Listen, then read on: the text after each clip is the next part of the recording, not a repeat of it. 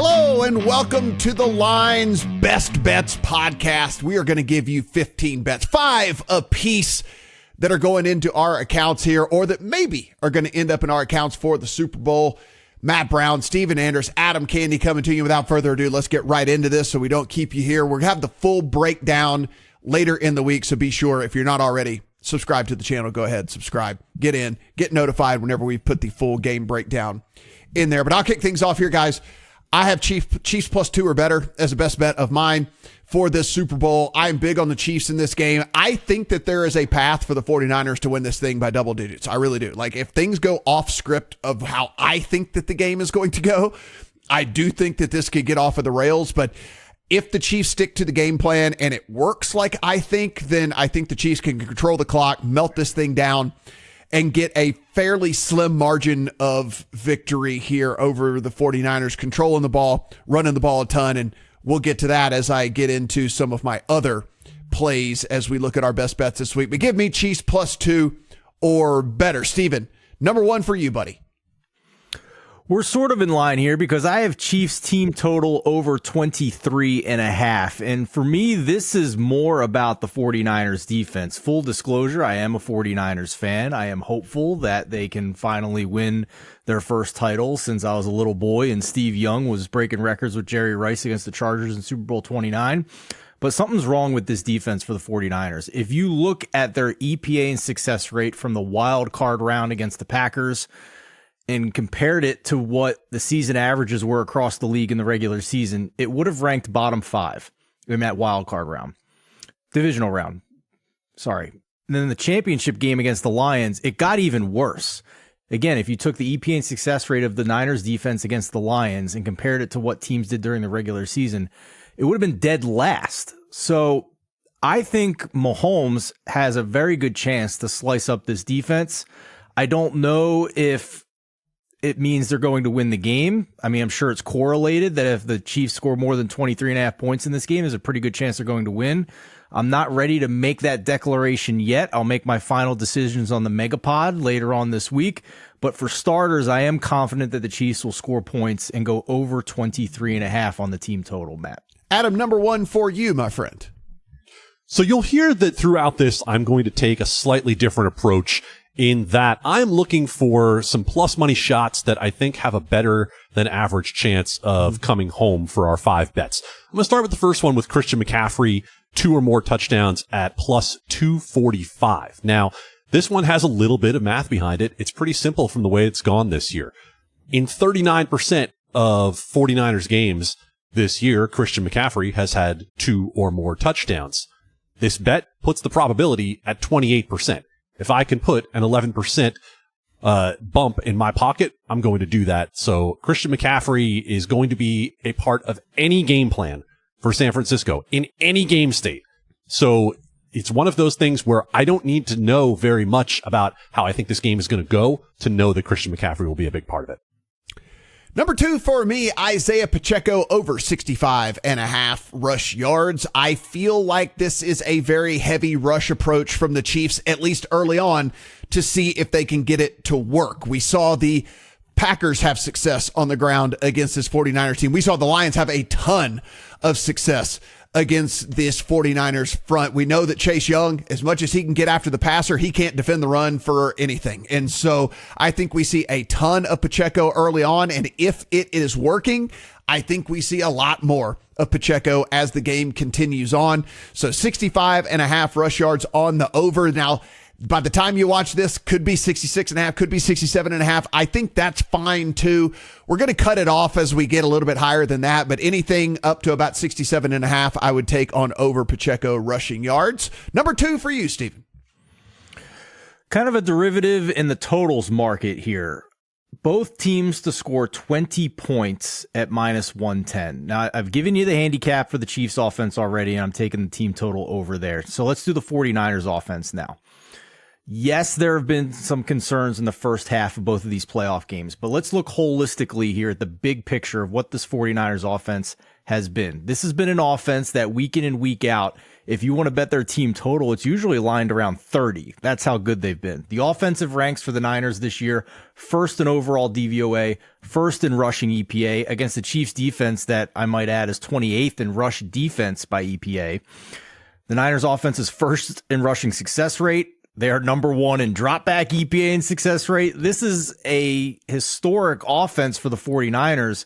And Brock Purdy, despite his concerns about turnovers, had the best season by a quarterback by EPA and CPOE composite and also by adjusted EPA since Aaron Rodgers' MVP season in 2020. Rodgers that season had 8.2 yards per attempt. Purdy's at 9.6 this season. So I think in the range of outcomes here, to just ask the Niners to score 20 points in this game to get the other half of this prop, I think is pretty low here. So I'm happy to take both teams to score 20 at minus 110 in Super Bowl 58. Adam, number 2 for you. Number 2 for me is actually going to go along with something that I've already talked about, and that is Christian McCaffrey to have the most receptions in the game at 7-1. Now, this again is one of those where I look at the number and say, is there roughly a 13-14% shot that Christian McCaffrey leads this game in receptions? And I think that it's probably better than that. In the playoffs, in 2 games, Christian McCaffrey leads the San Francisco 49ers with 17 total targets. He has not had less than 5 targets per game in the last 5 games. 2 of those were double-digit target games.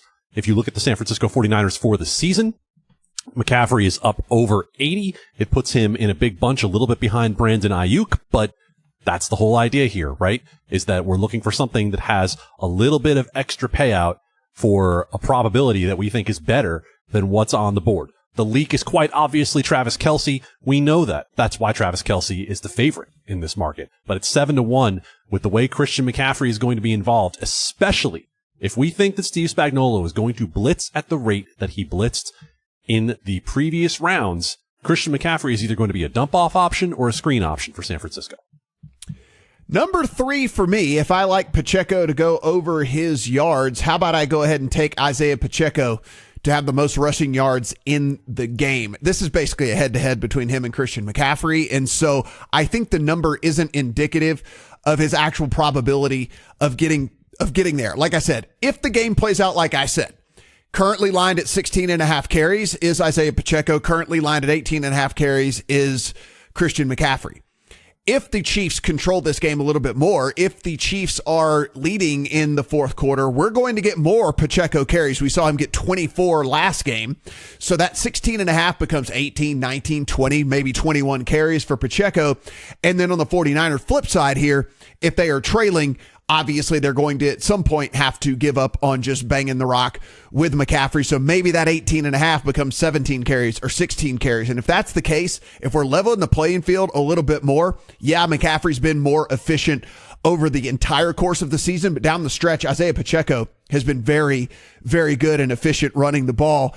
Further, if we look at what the 49ers defense has given up from a rushing perspective in the 2 playoff games that they played, we are looking at 4.9 yards per tote for the Packers and 6.3 yards per tote for the Lions. I think there's a better chance than the plus 175 that is out there on Pacheco for most rushing yards in this game. So let's go ahead and play that one and get that one in the account. Steven, number 3 for you. Deebo Samuel under 16.5 rushing yards. Now, admittedly, if you go around sports betting Twitter this week, I'm on the opposite side of most people with this bet. This has been a popular over bet for people. It's actually ticked up from 15.5 earlier in the week. I just don't agree with the narrative that's out there that, oh, well, Kyle Shanahan has 2 weeks to prepare. He's going to pull out all the bells and whistles, and he's going to go with an extreme run-heavy game. That doesn't make much sense to me, considering that this was also the most efficient, explosive offense in the NFL this year. I think there's a lot hovering around the old role of Deebo Samuel and what we've seen in previous years and how he's used. The facts are this year, Deebo has only gone over this number in 5 of 7 games this year, including the playoffs. He's never had more than 5 rush attempts in any single game this season. And if we look at the games where he's had 3 to 5 rushing attempts in the regular season, there were 7 of those.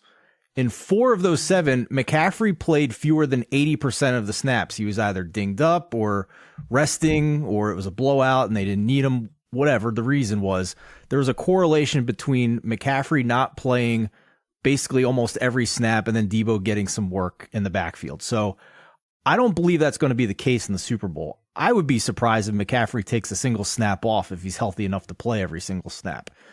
He's healthy, and they are not worrying about managing his workload at this point in Super Bowl 58. And to me, the conclusion here is this just simply is not the same Debo Samuel wide back offense that we saw the 49ers run before they traded for Christian McCaffrey, where the Niners were basically forced into doing that because of guys like Raheem Mostert and Elijah Mitchell getting hurt or scaling back their workload when they're back from injuries and not wanting to put too much on their plate and get them hurt again. They were fragile running backs. That's not the case with McCaffrey. And the volume for Debo has illustrated that for most of this season. So I can't see why you bet the over here unless you're playing a narrative, because the numbers point me to under 16.5 rushing yards for Debo Samuel.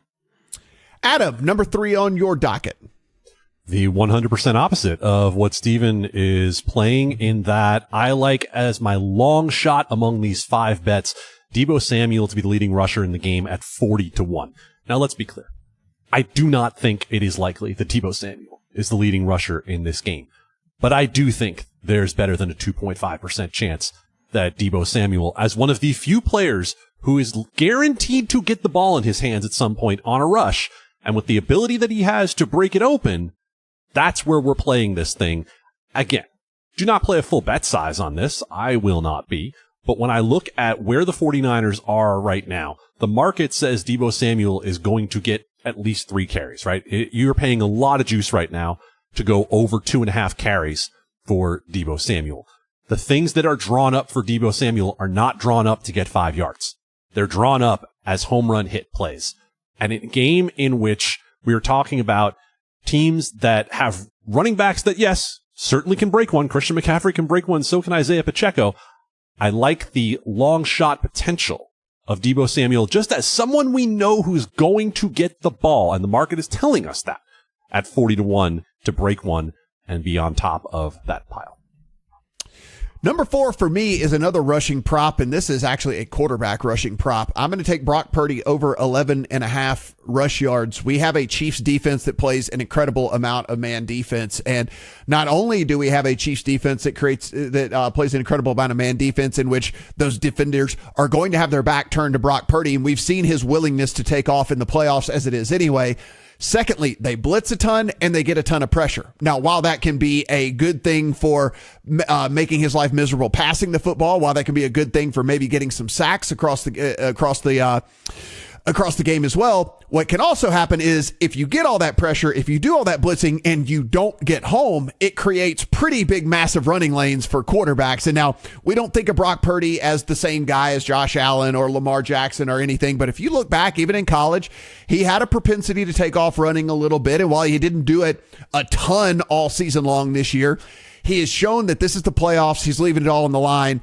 And he will, in fact, go ahead and take off. Listen, at 11.5, I think we only need like 3 scrambles from him, 3 kind of broken play type deals to get us to the 12 rushing yards. There is always the horrible thing that if the game goes against me and it is a 49ers win, if he's sitting at 13 or 14 yards and he takes a knee, that we end up losing this bet. But I'm on the Chiefs, and so I am going to pretend that that isn't a scenario that could play out here for my handicap. So Brock Purdy over 11.5 rush yards in the game. Steven, number 4 for you. Let's be honest, guys. Super Bowl 58 is the Taylor Swift Super Bowl. And even though we do not live north of the border in Canada, where some of the crazy bets are, like whether Travis Kelce will propose to Taylor Swift on the field after the game, sportsbooks in the United States are at least having a little bit of fun and renaming some props to have some puns or play on words with song titles from Taylor Swift's album. So the one I found that I liked for the Swifties, it's entitled You Belong with Rashi. And the prop is either Travis Kelce or Rashee Rice to score a touchdown in the first half, priced at plus 120. The handicap for me here is based on alignment and matchup. The 49ers top cornerback Charvarius Ward lines up on the right side 90+% of the time. Rice lines up on that side only around 20% of the time. So he should avoid a lot of Charvarius Ward in coverage if there isn't shadow coverage in this game. And you don't need me to tell you that if the 49ers keep rolling out zone coverage behind their front four because they rush at a bottom 3 rate in the league, if they're going to play zone behind that, you don't need me to tell you how good Travis Kelce is at beating zone defenses and finding openings in that zone defense. So it's a funny name bet. It's a fun bet for the Swifties, but I actually think the Chiefs are more likely to score passing touchdowns in the first half than they are the second half. I think, Matt, you and I agree that if we think the Chiefs are going to win this game, then they're going to see a lot of Pacheco and try and run out the clock in the second half. So I like pass catchers in the first half here. I'm getting plus money on one of the top 2 guys in their passing offense to get it. And also, for those of you that are looking for a free game, want to win some Amazon gift cards, go to play.thelines.com. We have some fun Taylor Swift, Usher halftime show, national anthem contest you can play for free. Adam, bet number 4 on your list. Number 4 for me is going to be using the bands on the score to create your own little plus money market here. And it's not particularly complicated, right? Mm-hmm. When you look at the banded scores, you're looking at 0 to 10, 11 to 20, 21 to 30, on up from there. Where you are with this game is that if you want to play both 11 to 20 and 21 to 30 on each team individually, you can create a plus money market on either team or both. And that is because plus 130 is actually the worst odds that you will get on those 2 bands. Now, where's the leak in this? The leak is one of the teams going over 30 points. I do not believe we are in for that. I certainly don't believe anyone's getting held to 10 or less in this game. I am comfortable with doing both teams on this bet. Again, you are creating something that is slightly plus money. It depends on where you get it. So shop for the best prices. You can do that at thelines.com. And for me, I think you have a game in which this game for both teams lands within that range. Final bet for me, guys. Listen, I want one bet in there that in case my handicap is just completely off, that I might have a chance to, not take a horrible bath on everything here. And I was looking at Christian McCaffrey MVP as maybe my way to go about that, but I'll kind of play this out for you. If Christian McCaffrey is going to win MVP, would we agree that he's got to have at least 100 rushing yards in the game? Would we say that he has to have at least 25 receiving yards in the game? Wouldn't we think that he probably has to score 2 touchdowns in the game if he's going to win MVP of this game?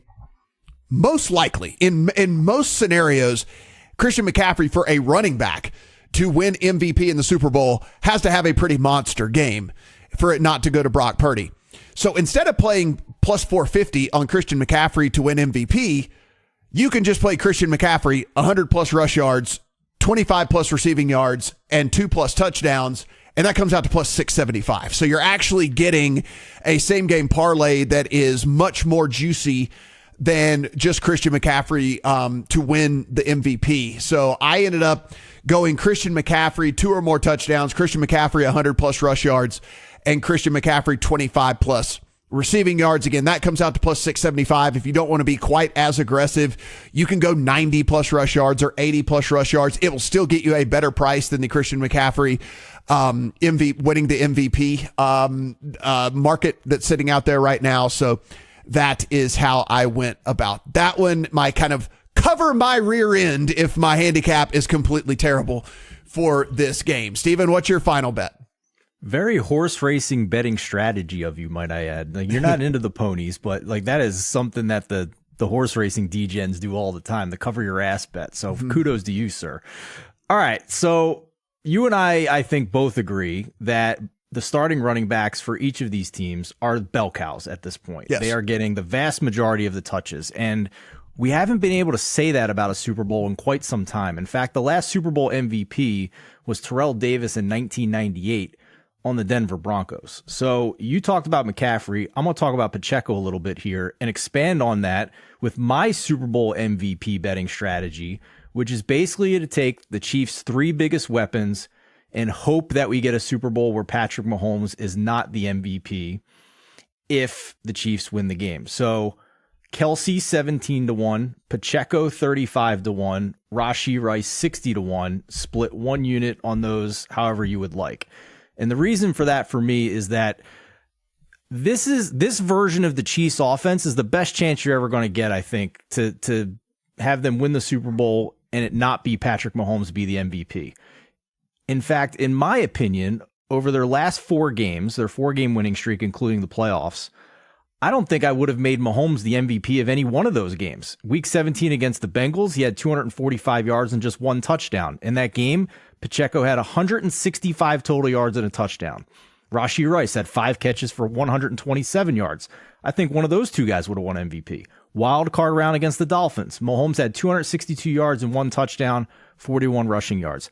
Half of those passing yards went to Rice, who also added a touchdown.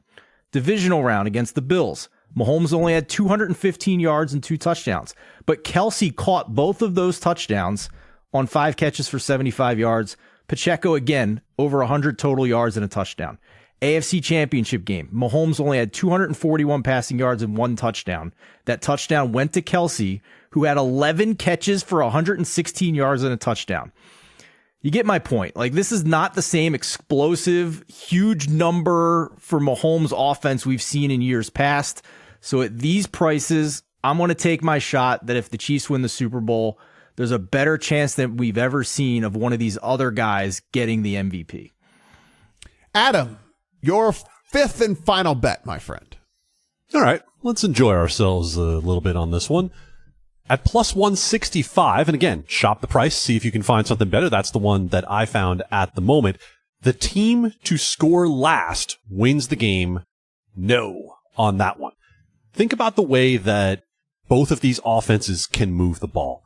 They are teams that can walk you across the street 100 times and run down a ton of clock.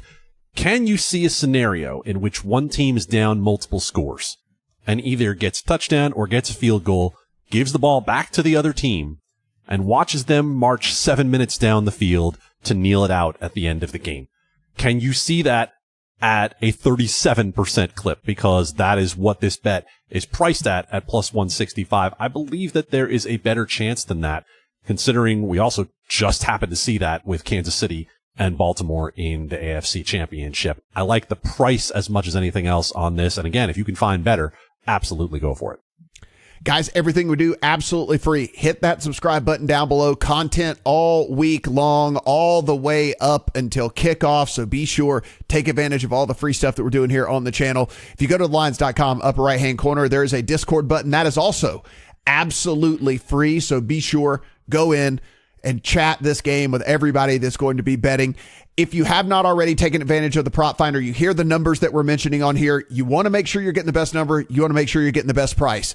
It's a green button in the center of the page. Hit the prop finder, type in the player you want to get a prop number from, and it will show you where to get the best price. It is invaluable, and it will help you make more money come Super Bowl Sunday. For Adam, for Steven, I'm Matt. Good luck on all your Super Bowl bets.